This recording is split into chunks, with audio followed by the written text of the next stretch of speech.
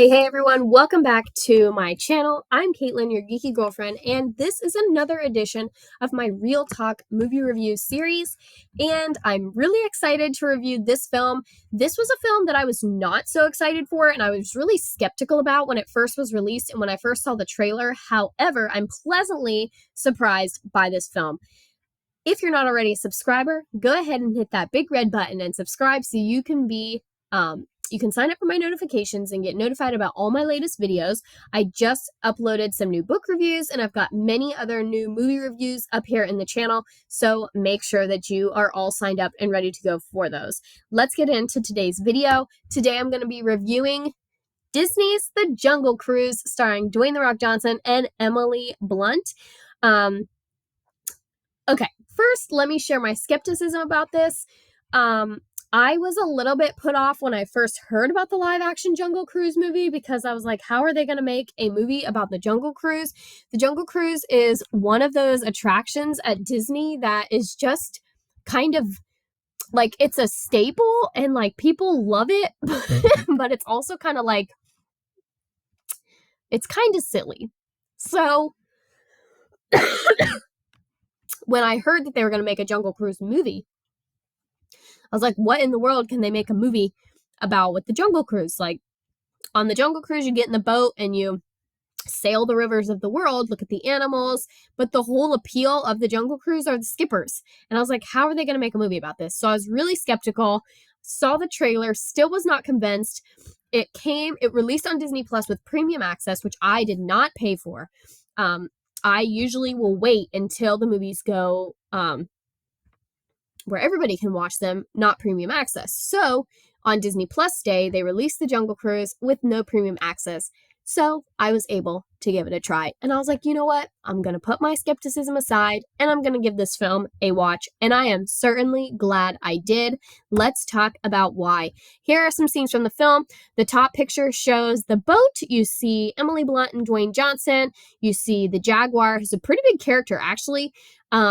And Dwayne "The Rock" Johnson, there he is smiling on the bottom right. He plays Skipper Francisco for the Jungle Cruise. You can see him kind of facing off with Emily Blunt's brother in the bottom left. And then, of course, in the top right, you see Emily Blunt. In the film, Emily Blunt plays a researcher who is trying to get her hands on the flowers, or the tears of the moon, as they're called, because the tears of the moon are said to have magical healing and medical powers, medicinal powers, and she wants to get her hands on some of them to, create extracts and then be able to heal people, and use the medicine for good, use it for science. And so she is trying to track down the tears of the moon.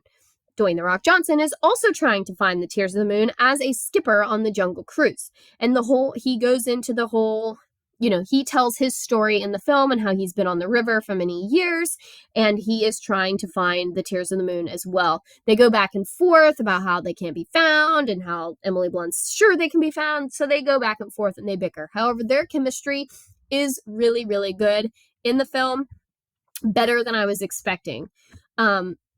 And her brother kind of serves as the comedic aspect, but he does come around to be a pretty pivotal character as well. And he comes around to be a pretty serious character, but in the beginning, he kind of starts off to be the comedic relief.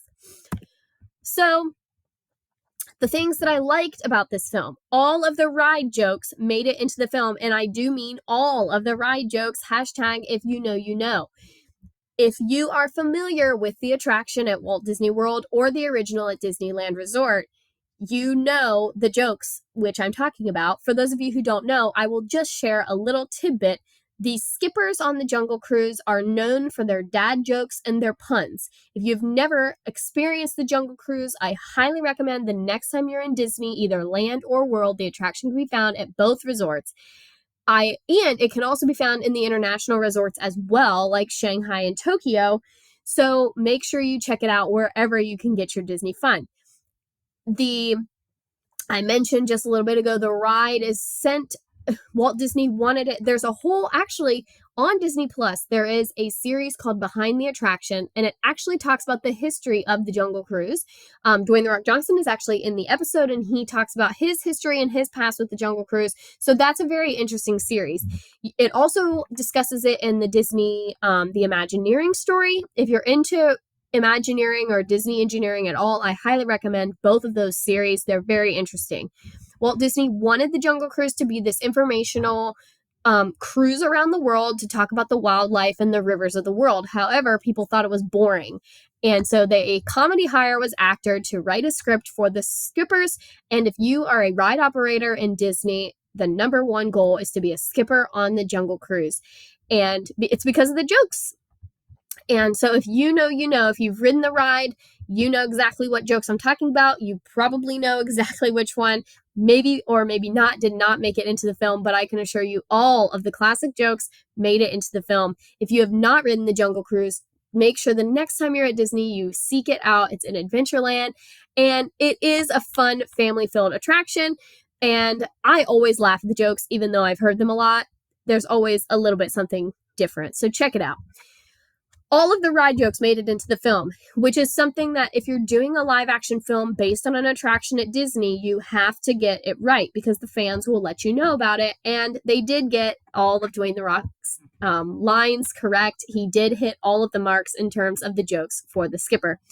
Dwayne The Rock Johnson and Emily Blunt have really good chemistry, better than I was expecting, honestly. But the number one pro is that this story is way more intense and detailed than I expected. The plot was actually very surprising, very thrilling. It did have an adventure aspect to it, a little bit of comedy. It does have a relationship storyline. I'm not going to go into too much detail about that, but it has a little bit of drama as well. It also has a suspense that you don't see coming, which also brings me to the cons. Number one con, you have to pay attention at the beginning because it is very important. And if you don't pay attention at the beginning, you're lost and it takes a while to figure out what's going on. That's what happened to me. I was doing something else when the movie first started, missed what happened at the beginning and why this German man is going after them. You need to watch the beginning so that way you can know why the German man is going after them because it took me a while to figure it out. And they don't tell you again until the very, very end. So you have to watch the beginning. Towards the beginning of the film, there's a scene where Dwayne The Rock Johnson battles or fights a jaguar, which I felt was very unnecessary. It was just, that was the one cheesy part. People will say that the jokes from the Jungle Cruise are cheesy, but the cheesiest part for me was when he fought the jaguar. The jaguar is a pretty pivotal character, and you come to find out why he fought the jaguar, but watching it on first glance, I was like, this is dumb.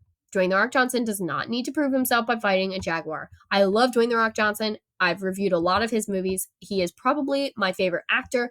I think he's funny. I think he's good looking. And I don't think he is bad in any film that he does. However, they tend to go over the top with his fight scenes. And in this one, this was no exception. He fought a jaguar. Just thought it was a little bit silly and ridiculous. On that note, Dwayne Johnson can never die. I've never watched a film where Dwayne The Rock Johnson dies. So anytime you watch a film with Dwayne The Rock Johnson, if he dies, no, it's probably not true. And this one is no exception. Now, there are several times in this film where you're like, come on.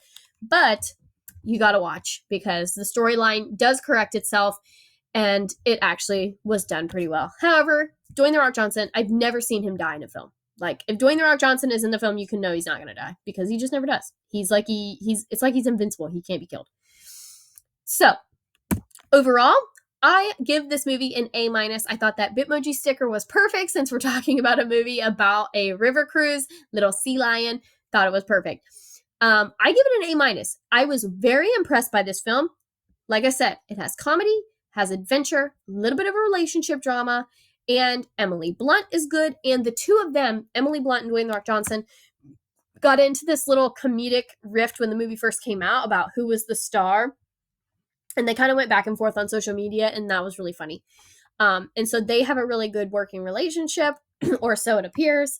That might not be true either. But I was very impressed by this film. The plot was good. I liked the storyline. The ending was suspenseful.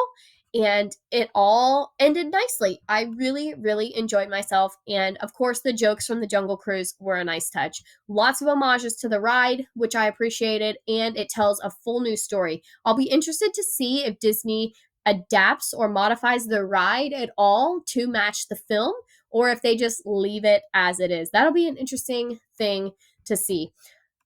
That's it for this one. I liked this movie. I'm glad I decided to watch it, and I'm glad that I didn't let my skepticism get the better of me.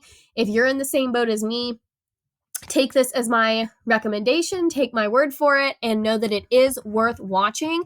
My husband watched this one as well, and he actually enjoyed it. He wasn't too sure about it either. He thought it was going to be a little silly or even stupid, but he actually was like, yeah, it was pretty good. It was better than we expected. So good job, Disney. Good on you. That's one of your better ones. Lately, you've done some that are not so good lately, but this one was good. And you can check out all of my recent Disney film reviews here in this channel and in this series. Y'all know I loved Cruella, so go check that one out because that one's probably still up there. It's still better. But this one was good. A good contender, solid contender. I would definitely watch this film again. Good job, Disney. Way to go. And good job to the cast, crew, everybody. Great job. Thank you guys so much for watching. This has been another edition of my Real Talk movie review series. I hope you guys enjoyed this video. Let me know in the comments what you want me to watch next time. Subscribe if you're not already a subscriber. Make sure you sign up for those notifications. And go hop over to my Instagram page and give me a follow over there so you can stay up to date with all of my latest posts and videos, because I almost always will post a little something to let you know what just dropped here on the channel. And you can always find the link to my channel in my link tree in my bio on Instagram. Thank you guys so much for watching. I'll see you guys in the next video.